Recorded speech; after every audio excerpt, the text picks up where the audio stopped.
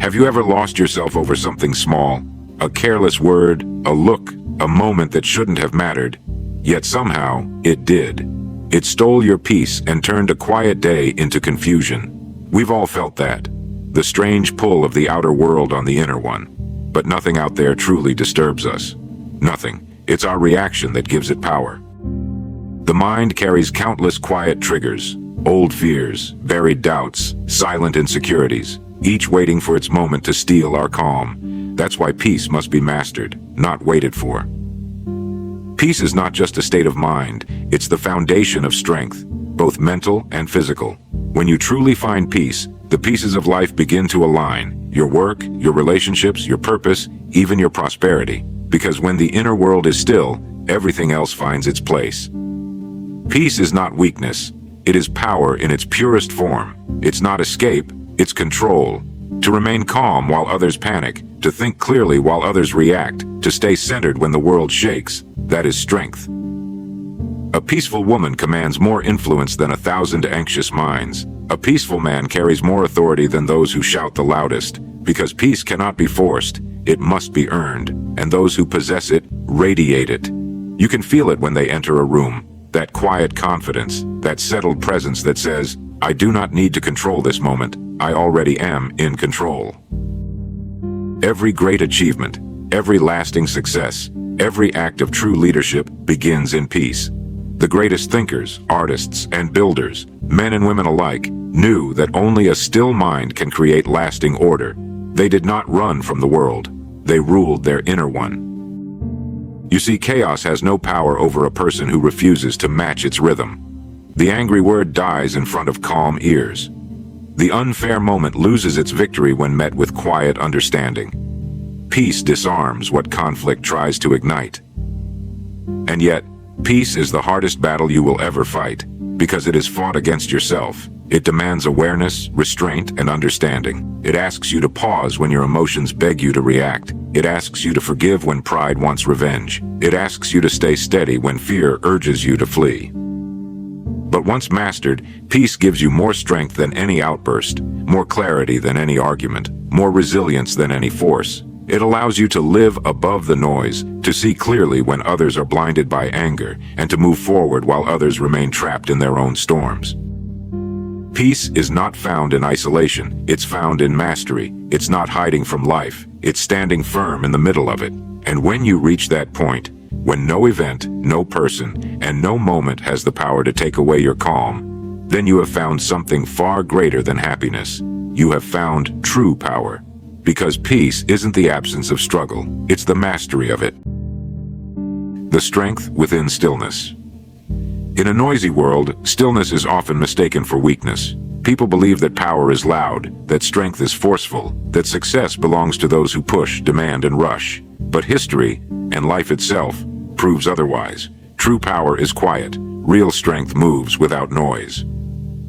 The calm mind is not a passive mind, it is a focused one. When others panic, it observes. When others react, it decides. When others are lost in confusion, it sees the clear path ahead. Peace is not the absence of action, it is the presence of precision. Think of a surgeon's hands. They do not shake. They move with deliberate care, for one wrong motion could destroy what they seek to heal. The same is true for the disciplined mind. It cannot afford chaos. It must remain calm, not because the world is calm, but because the work demands it. Men and women of true influence, in every age, understood this. They mastered their inner world long before they mastered the outer. Their strength came not from force, but from focus. While the impatient shouted, they listened. While the fearful hesitated, they acted, not rashly, but rightly. Stillness is not inactivity, it is control. It is the quiet preparation before the decisive strike, the deep breath before the great speech, the steady gaze before the moment of truth. It is the discipline of holding your energy until the right moment and then using it with purpose. Most people waste their strength in reaction, scattering it in anger, worry, and complaint. They live exhausted because their energy leaks through every emotion they refuse to master. The peaceful person, however, conserves that energy. They channel it, they build it, they use it when it matters.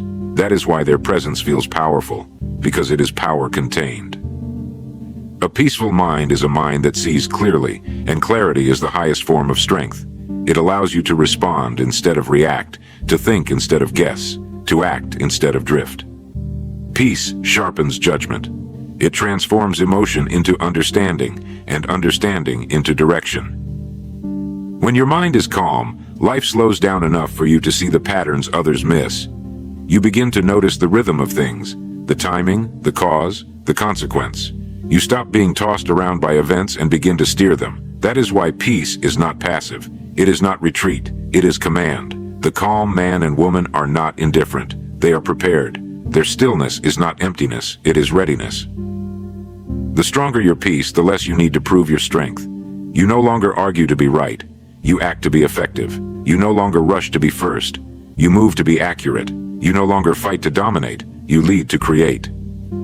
In a world that glorifies motion, stillness is rebellion. In a world that rewards noise, silence is mastery.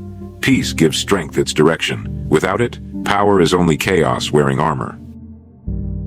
The enemies of peace. Peace is powerful, but it is fragile in the untrained mind. Every day it is tested by the same silent enemies: fear, ego, and reaction. They come dressed in ordinary moments, yet their aim is the same: to disturb your inner world and rule your thoughts. The first enemy is fear. Fear disguises itself as caution, as realism, even as logic.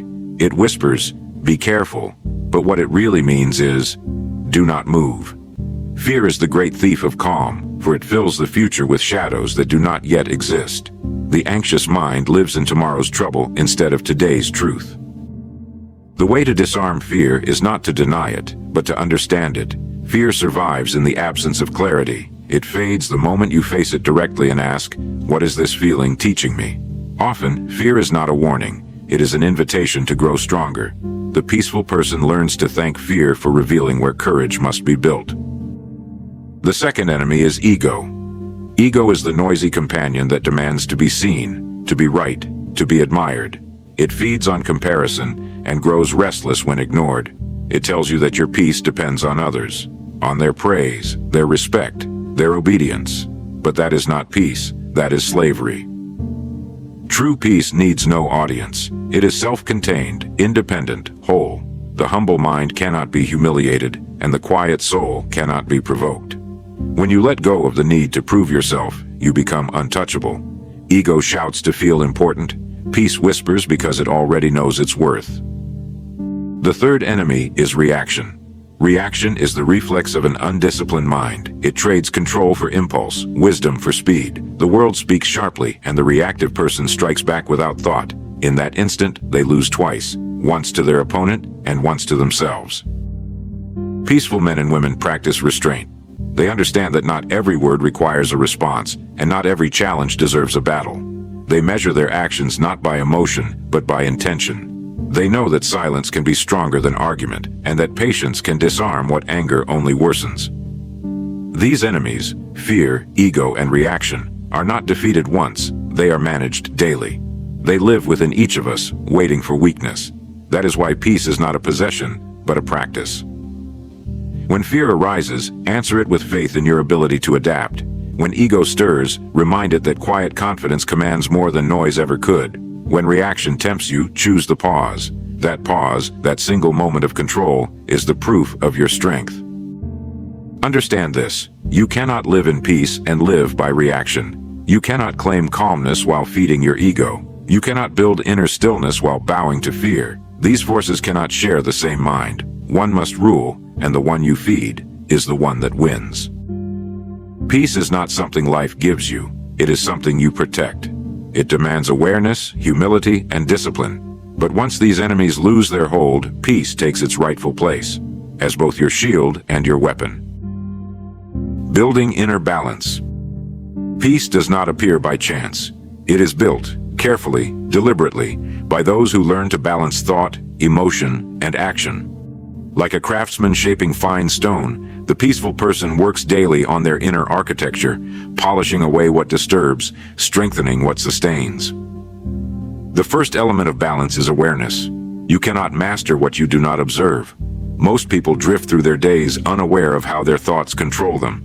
They carry tension without noticing, argue without listening, worry without reason. Awareness is the light that exposes these patterns. When you become conscious of your thoughts, not to judge them, but to see them, you begin to separate who you are from what you feel, and that separation gives you choice.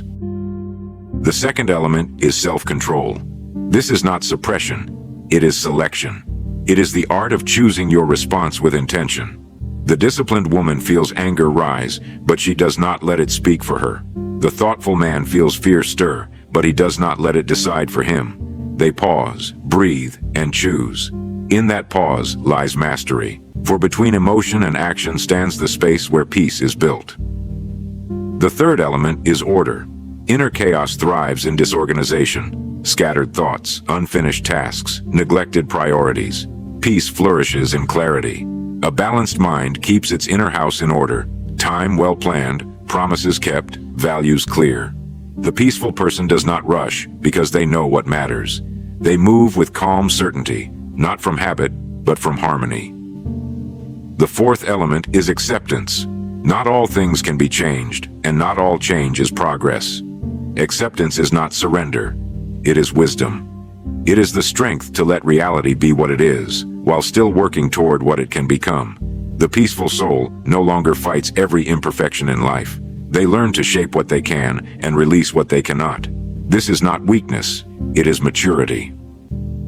The fifth element is purpose. Peace without purpose becomes apathy. Purpose gives peace direction, a reason to act without anxiety, to move without haste. The man or woman who knows why they rise each morning rarely feels lost. Their peace is alive, not passive. It fuels their actions with quiet confidence and steadies their path when obstacles appear. Balance is not found in a single decision. It is maintained through daily practice. It lives in the way you speak, the way you think, the way you approach difficulty. It shows in how you treat others and how you treat yourself. And though balance can be shaken, it is never truly lost, only neglected. Return to awareness, to control, to order, to acceptance, to purpose, and peace will return with them. In a world that glorifies extremes, balance is a rare virtue. Yet it is the root of all mastery. The balanced mind does not break under pressure, it bends and recovers. It does not waste energy on storms it cannot stop. It learns to sail through them. To build inner balance is to build a foundation no chaos can crack. It is to live with your thoughts as allies, your emotions as messengers, your choices as instruments of order. And when you reach that level of harmony, peace ceases to be something you chase. It becomes something you are. Living peace in a chaotic world. It is easy to speak of peace and stillness. Anyone can feel calm when the air is soft and the world is quiet. But the true test, the real power, is to remain centered when the storm arrives. For peace has little value if it disappears the moment life becomes difficult. We do not live in a silent world. We live among noise, pressure, and endless motion. Each day brings its share of demands, disappointments, and distractions. The peaceful person is not the one who escapes it all, but the one who walks through it untouched, not because they avoid chaos, but because they no longer carry it within. To live peace in a chaotic world, you must remember this law. You are not what happens to you. You are what you choose to respond with. The calm woman in the crowd, the steady man in crisis. They have learned that control is never outside, it is always within. When anger rises around them, they do not join it. When fear spreads, they do not feed it. Their peace becomes a boundary that the noise cannot cross. People mistake it for detachment, but it is not detachment. It is mastery. They remain aware, compassionate, alert, but unshaken. How is such strength possible? It begins with presence.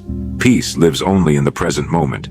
Chaos belongs to memory and imagination, the past that cannot be changed, and the future that has not yet come.